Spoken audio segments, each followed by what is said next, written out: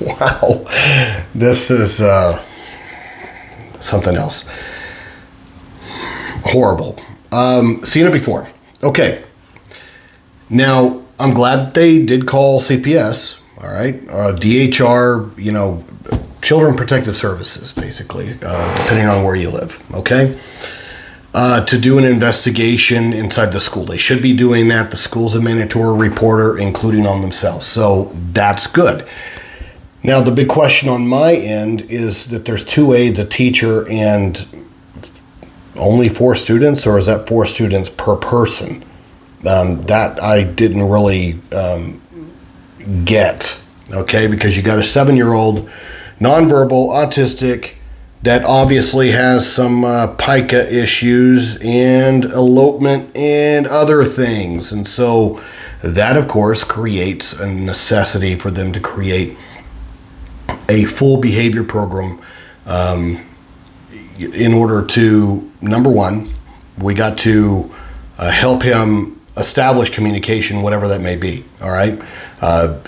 Picture exchange communication, sign language, a augmentative communication device, acquiring language. There's got to be something to where he can convey his feelings, thoughts, desires, wants, and, increase his receptive communication skills so he understands the directions from the adults and those interacting with him. I mean, there's a whole slew of things. Well, I would also recommend having the school get a ethical and competent board-certified behavior analyst, a licensed behavior analyst, to get involved in this situation, to conduct a functional behavior assessment. And in that functional behavior assessment, what needs to be analyzed are a bunch of things. Number one, behaviors impeding his ability to learn. We also need to gauge staff engagement.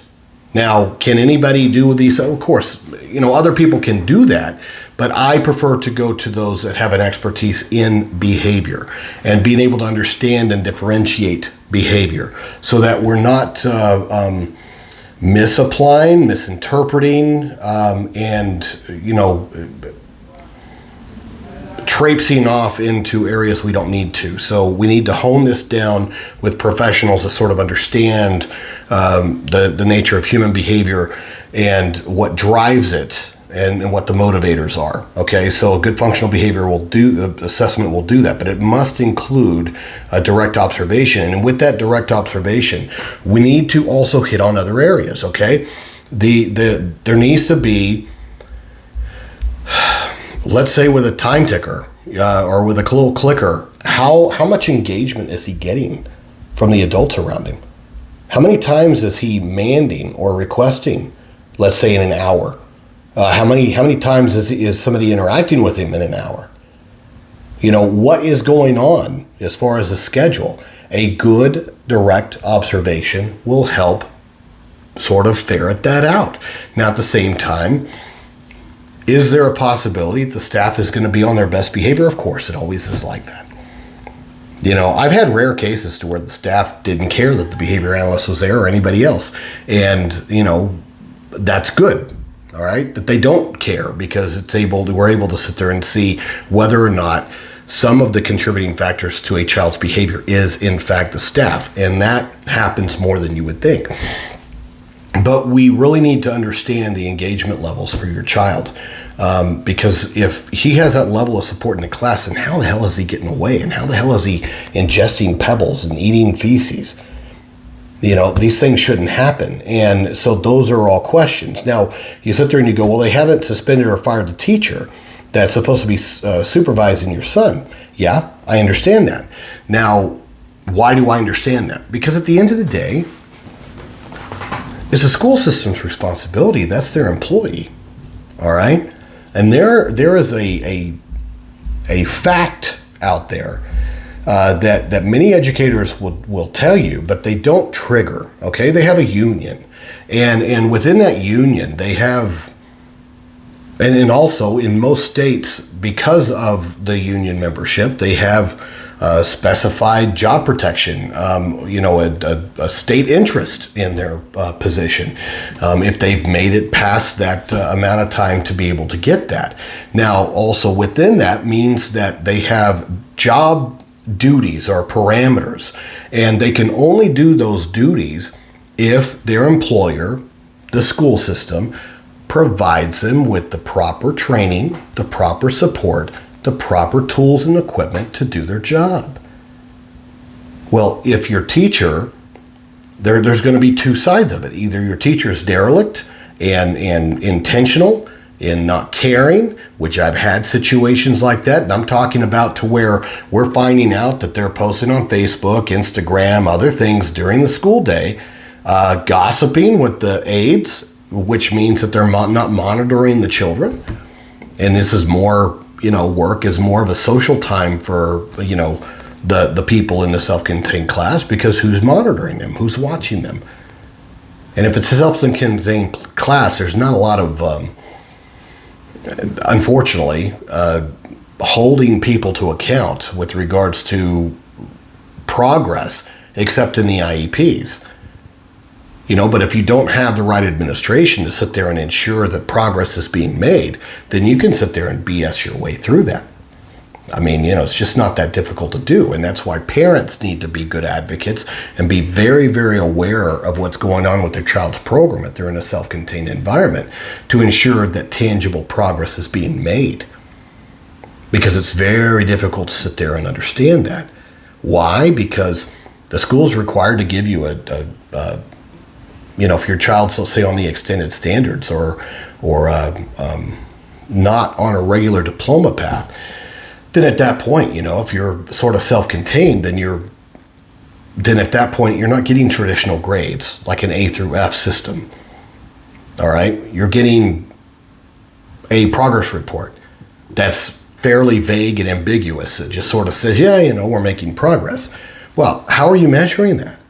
How do you know we're making progress? Because if you're losing my kid, if my kid's ingesting pebbles, no, my kid's not making progress, and my kid is not being instructed, and my kid is actually at risk as far as safety, health, a bunch of things. So do you have a case? Yes, of course you have a case. You might have a couple different cases. Under special education, you definitely have a case for corrective action, to sit there and raise the level. And that's why I'm saying get a licensed behavior analyst involved that is competent, that will train the staff to a level of accountability, which would be competence as well, on your child's plan, to give your child an assessment that is geared toward autism, and that would be the ABLS. That would be ABLLS, the ABLS, okay? Or the VB-MAPP, the VB map. Those two at his age, and with the information you've given me, would be good starting points to establish great baselines, meaning where your child is currently functioning, whether he's verbal or nonverbal, doesn't matter. That's why this assessment, I really like it in self-contained environments, because you can sit there and tie the assessment, the ABLS or the VB map directly to the state standards, the extended standards. And instead of getting that vague, ambiguous progress report, now it's tied to this ABLS, which you're constantly working against, this assessment. And the progress can be mapped through a grid system, which this thing can do. So it's something I highly recommend, as part of your corrective action and solutions. But the staff needs training. The staff obviously needs to be monitored, but who do you need to monitor that? That third party outside contractor, meaning that behavior analyst, needs to come in and sort of take a supervisory role to ensure that the staff understand how to interact and how to help your child not only reduce this maladaptive behavior, self-injury, or the danger posed to himself through ingesting things that he should not be ingesting, then at that point also opening up his world with regards to skill acquisition and independence, skill acquisition and independence, but you also need a very good speech language pathologist involved that understands not only augmentative communication, the possibility of sign language, or the PEC system, picture exchange communication, which isn't, there needs to be training there too. So augmentative communication, I would recommend looking at LAMP, LAMP first. But all of these things are going to require training for this staff, because I think that that's what you're missing.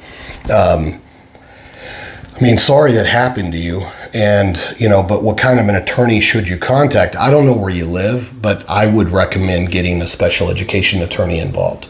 If you let me know where you live, then I might be able to help you out there in either sort of telling you where you need to look, or you might live in a place where we could jump in and help you. Okay, sorry that's happening.